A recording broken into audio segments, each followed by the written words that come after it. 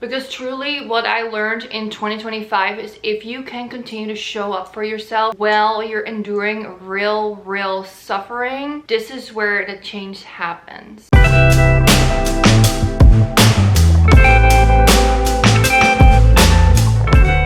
While everyone's waiting for January to start, I really want to share the things that I learned in 2025 that I'm bringing into 2026 and what things I'm not bringing into 2026. So let's get into it. 2025, really one of the most transformative years I've had in a long time. I always remember 2016 being a very transformative year for me, and 2025 was very necessary. Unfortunately, I think having life-altering experiences is really what pushes you forward in growth more than anything else. Obviously, we don't want to go to hard things. We don't want to experience hard things, but I wish we could have that change without the hard things. You know what I mean? Because I really would love for people to have this transformative thing. Because truly what I learned in 2025 is if you can continue to show up for yourself while you're enduring real suffering, this is where the change happens. For those who don't follow me on Instagram or have not really known about my journey, I lost my best friend to cancer in October 2024, and this really altered my brain chemistry. So the first few months during my grief periods, I honestly don't even remember. That October till December is a complete blur. I can't even remember most of those months. That is something that is so weird to me because I have experienced grief many times in my life, but never someone that is this close to me. I used to work as a nurse in like a hospice setting. I have seen people die in front of me. I have done all these things and also had a lot of funerals in my family. I had friends die, but nothing compared to losing my best friend, because she was everything to me and she was someone that was so consistent in my life for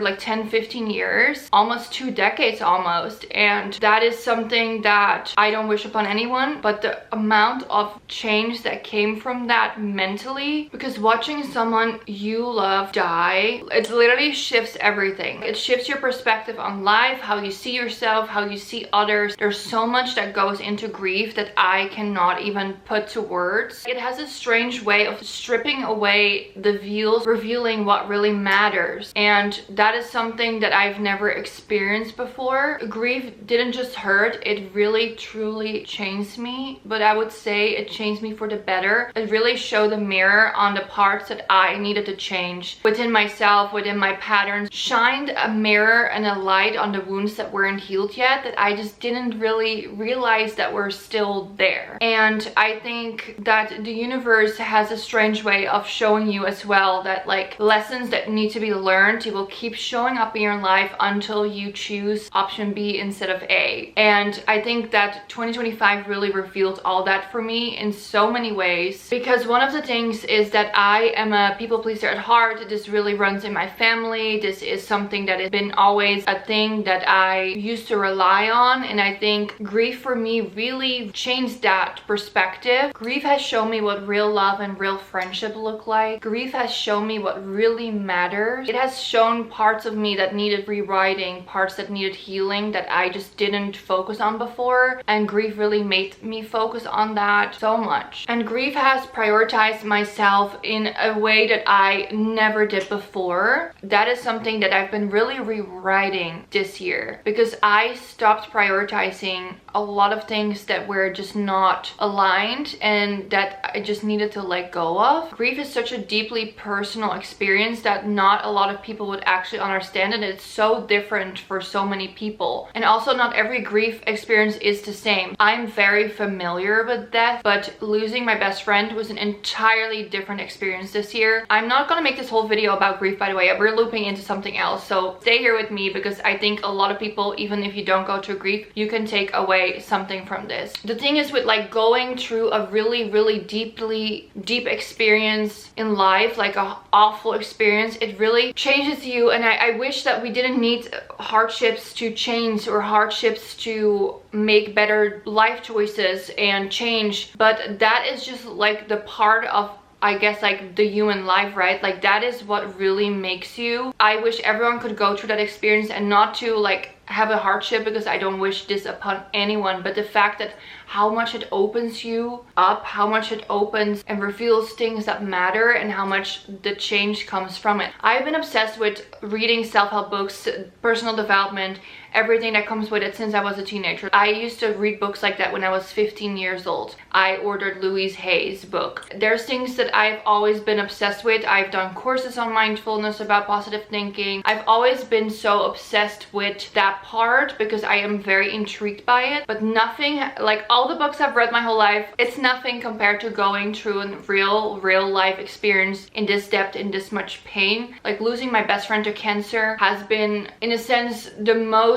best experience I could have for myself, that I will always be grateful for her to have, because I feel this is what really healed parts of me that needed healing, because it shined a mirror and shined a light on it that never anything else had done before. And like from the outside looking in, I might be looking the exact same as I did a year ago, but it is the internal conversations you have, it's the day-to-day that people don't see online, it's the patterns that I didn't even realize I had that made everything change. Because you don't move on from grief, you move forward with it. Like I love the saying that you have, like that you carry this rock with you in your pocket, but it's not that the rock becomes smaller, it's because you become stronger. And I really love that saying, and it is so true. I think one of the biggest things that I have let go of this year, and especially I think closer to the summer, I felt one day I just woke up and I felt different. And I think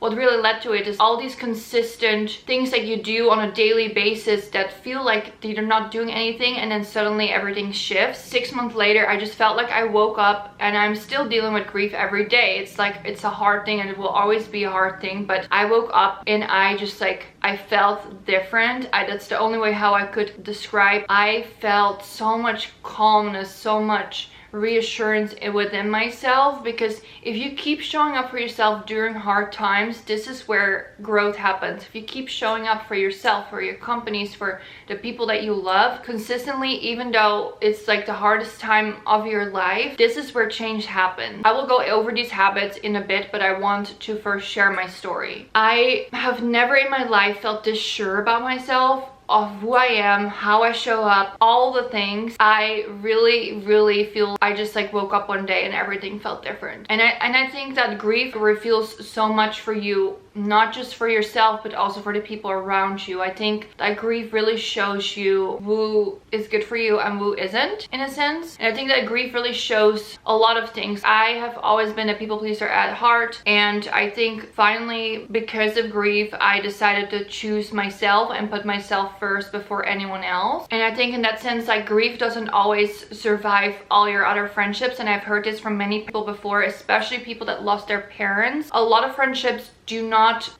grow with you through grief. My circle has become much smaller over the last year, also like the end of 2024. My circle has become a lot smaller, and I honestly am so grateful for that. Like, some people cannot carry the heaviness with you. Some people you outgrow because you change so much because of grief, that some people just don't align with your life anymore, and that is okay. And that is just, some people are for seasons, some people are for a lifetime, and that is just different. And I think that's just a big part of becoming a new person when you go through grief, when you go through hardships in general, and you come to the other side. Like, outgrowing people is not cruel, it's just you are on different paths. And I think sometimes growth can be really lonely, but I think it's important to have those seasons where you focus more on you and you know at your core what is right for you, instead of staying with things that are just not sitting right, just because then you're not lonely. Between losing people to life and losing people by my own choice, I really came home to myself. I feel like over the last summer I became myself. Over the last summer I came home to myself, and I think that this has been one of the most beautiful experiences I've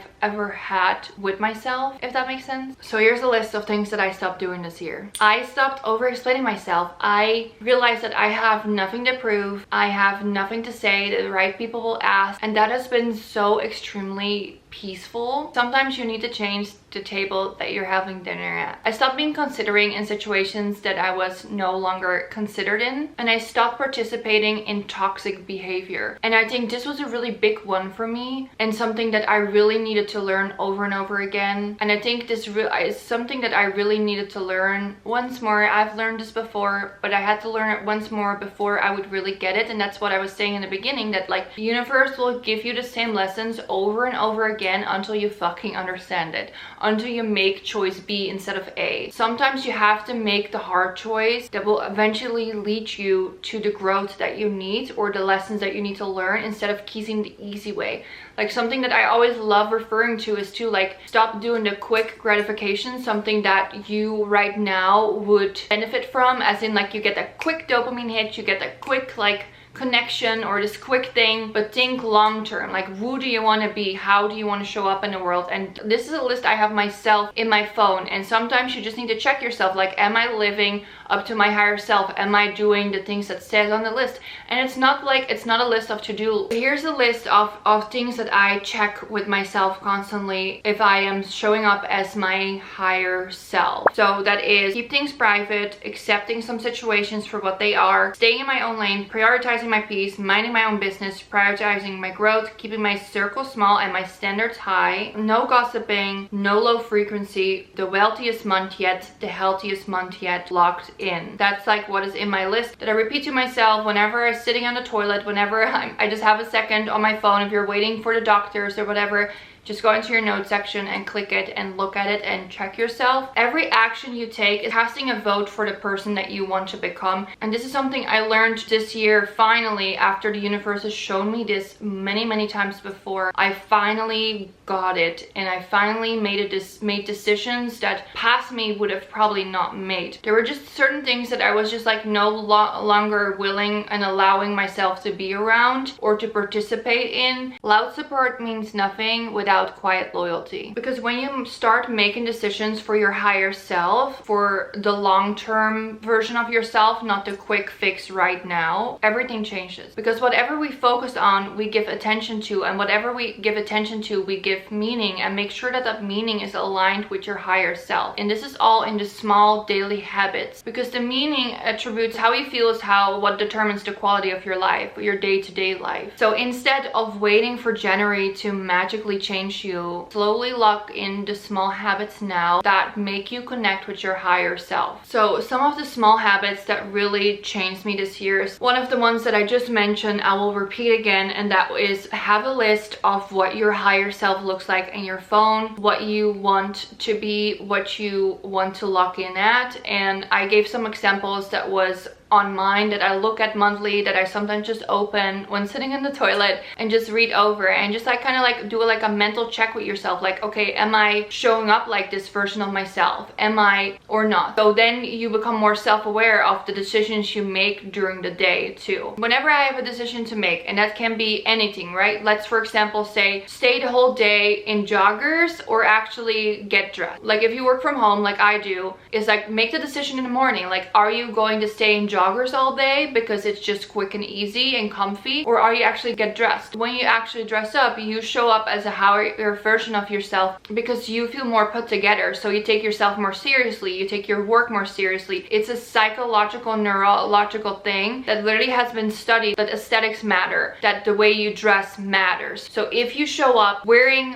what makes you feel inspired, so for example like the 2-3 rule that I love is like make sure that either your hair is good, your makeup is good, or your outfit is good. 2 of those done, that makes such a big difference. And the same with like how aesthetics matter. You know how everyone talks about, oh, romanticizing your life, this and that, but that actually works. There's literally been studies on the brain that aesthetics and things that are like pleasing to the eyeballs matter. So if there's certain things or colors that bring you joy, that literally lifts you up mentally, there's a reason for that. It will make you show up better. The days that I really dress well, I automatically do so many things more better. I produce more quality content. I feel mentally in a better state. I feel more put together. I feel more creative. It's all these small things that really matter that you don't really think about. Just like making your bed in the morning, it actually matters. Especially if you work from home or you deal with feeling mentally really low, make sure your place is tidy. Make sure your place looks good, because when your place looks good, and I'm not saying like go buy the most expensive furniture, this and that, but even just like cleaning, doing the dishes, making sure that your bed is made, these things matter so much mentally, way more than we initially thought, because there's literally been studies done on this, and those studies were so cool to read because it all matters. Aesthetics matter. So that is something that I check myself every day.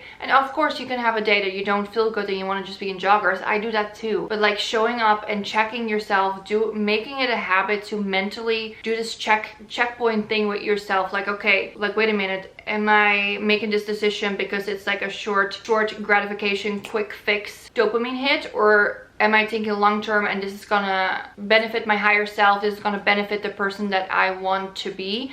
And I think more now than ever, we fall in all these traps of like doom scrolling, all these things like brain rotting things that don't align with who we want to be, all short quick fixes of gratification dopamine hits instead of thinking long term. So I think this is like something that I do really well. It's like I constantly have this mental check with myself, and I constantly am like, what am I doing? And I think that is really important. I just really feel like this 2025 was the year that I owned my shit, and I really locked in with consistent small habits that I grew over time. It's not something that I just like all decided in one day to do. So some of the habits that I think I've been doing very consistently is going to Pilates, and I have like a personal coach that really helps a lot too with locking in, like doing weightlifting and stuff like that. And obviously you can do this with any different types of way, like you can pay $20 a month and do form or things. Like it doesn't have to be going into a class that is quite expensive. I feel like Pilates is quite expensive, but there's so many ways that you can work out, and I think working out is one of the most important things for your mental health and for the trajectory of your day. And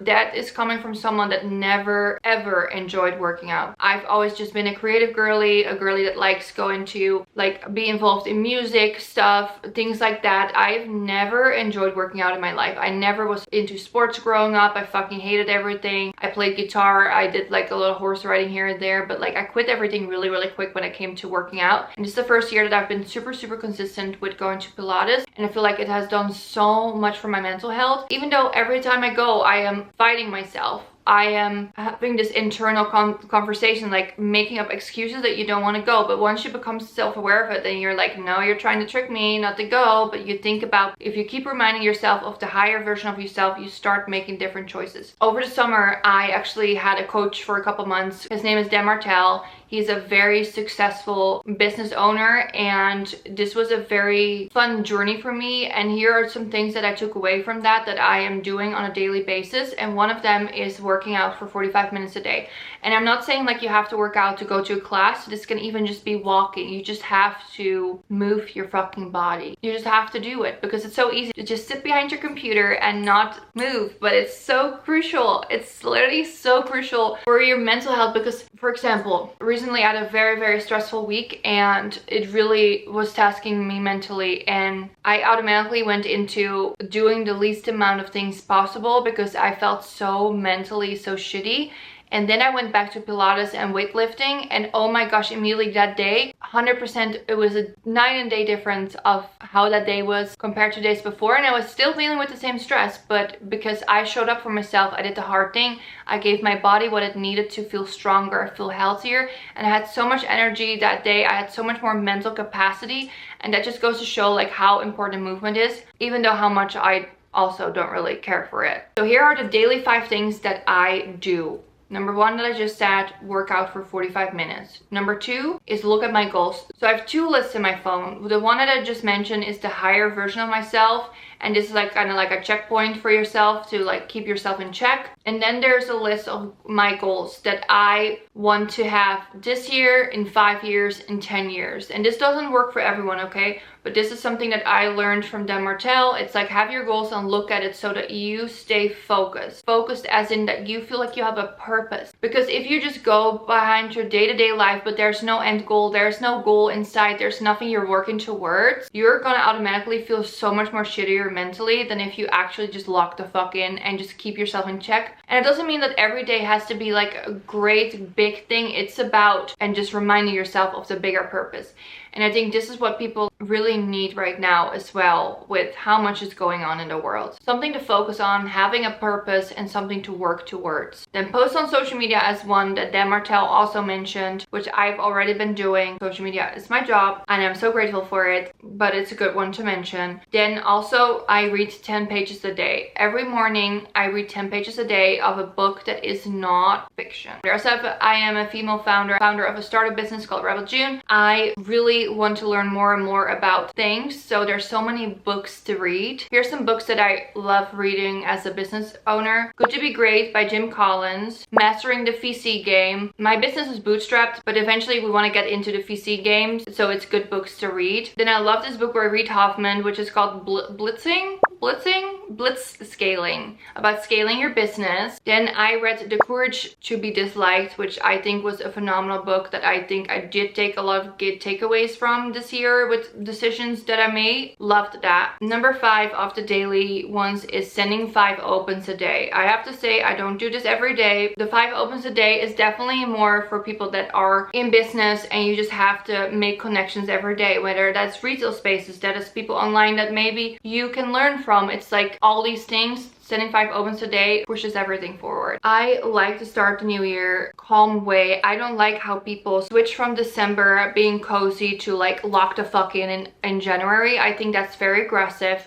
I think change doesn't necessarily happen overnight. It's really the small habits that you daily do until you have a crazy moment like I had over the summer. Those are things that I really want to empathize on. So things I like to do in December before getting into January, even though I'm already just implementing those small habits every day, I do like to start the year with a fresh start. So I love decluttering my closet and just selling things on Poshmark, which I will be doing. Then I do a digital clutter, and that means just like cleaning a little bit up your photo album on your phone, like screenshots, just like things that you like. You don't need, for me specifically, you don't need to make photos of your cats every day and keep them all. I like minimize all that, like just a digital clutter, remove apps that you don't use, stuff like that really helps to just have less on your mind. And it's the same with having less in your closet. It really helps to just see everything more clearly, in my opinion. Then structuring your days around energy, not urgency. So doing what feels right on that day and what needs to be done, and move the things that can wait. Even sometimes things are urgent. I think sometimes things can still wait. It's just something we keep telling ourselves, and sometimes you just really need to check with yourself. We don't necessarily have to do that today. Like, chill the fuck out, you can move that to tomorrow. Learning over consuming. So what I also love to do in December is watch more things online about stuff that you can learn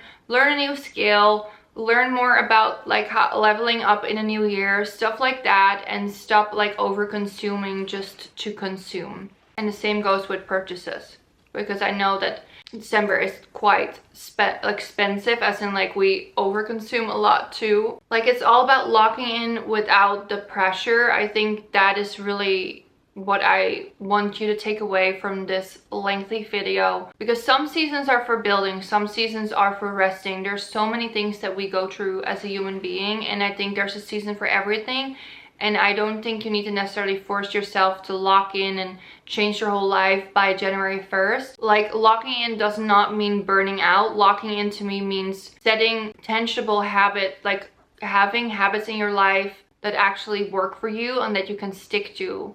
Because you have to stick to the habits in the long term. Like, when you again think long term versus short term, you can go fucking hard right now and just try to do all these things because you put so much pressure on yourself, or you have like a glimpse of motivation. Motivation is not what brings you to the other side. It is the small consistent habits that you do every single day that will lead up to a bigger play. And I think that is good to focus on when going into the new year. Think long term, not short term. So focus on the daily habit. Have you been consistently walking 5k steps, but you want to do more? Then be like, okay, in December I'm gonna walk 6k steps every day, and build it up so it becomes more sustainable and that you can keep up with it, and not just randomly be like, oh, I'm going from 5k to 15k steps a day, and then after a week you're burnt out and you feel like you can't put it in your day anymore and you just completely stop doing it. You want to build habits that you keep having in your life. You want to build habits that are sustainable, that you can keep showing up for yourself even on the hard days. Everyone is in a different season, so hold space for yourself, but also know what you want to focus on. So going gently into the new year, focus on the little things like I just said, like maybe walk an extra 1k steps a day, and just start imperfectly, because there's never going to be a right moment. There's never going to be a right time. I've spoken to so many successful people in my life, especially over the last year. One thing they all have in common is that they just started. Start in the messy, start in the mundane, start in the I am not ready but I'm trying, because this is how you learn, this is how you grow, and this is how you eventually stick through all those habits. Because if you're gonna wait